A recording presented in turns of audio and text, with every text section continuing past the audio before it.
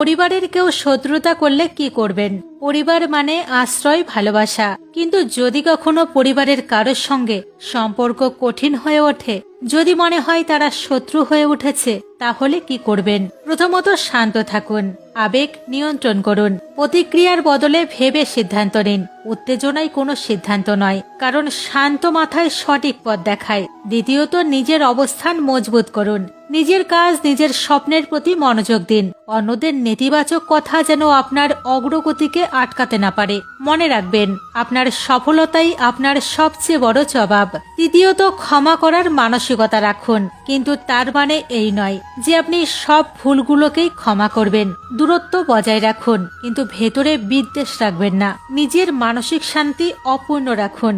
জীবনের প্রতিটি কঠিন সম্পর্ক আপনাকে শক্তিশালী করে তোলে। পরিবার হলেও যদি কেউ আপনাকে কষ্ট দেয়, মনে রাখবেন আপনার মূল্য আপনি নির্ধারণ করবেন। তোমার নিজের ইচ্ছা শক্তির মাধ্যমে নিজেকে নতুন আকার প্রদান করো। কখনো নিজেকে নিজের ইচ্ছার দ্বারা অপমানিত করো না।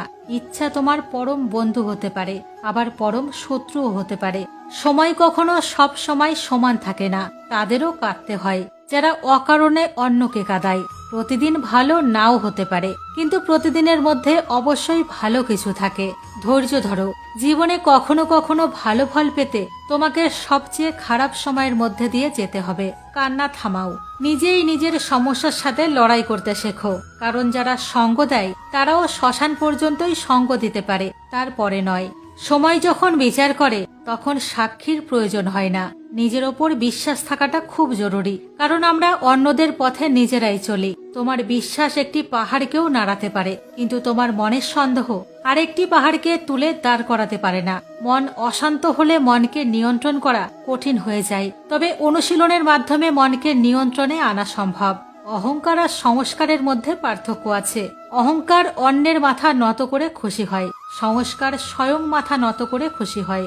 সেবা সবার করো, কিন্তু আশা কারোর কাছে রেখো না। কিন্তু সেবার প্রকৃত মূল্য একমাত্র ভগবানই দিতে পারে। যখন সত্য ও অসত্যের মধ্যে লড়াই হবে, তখন সত্য একা এসে দাঁড়াবে এবং অসত্যের বাহিনী দীর্ঘ হবে, কারণ অসত্যের পেছনে থাকবে মূর্খদের বিশাল লাইন।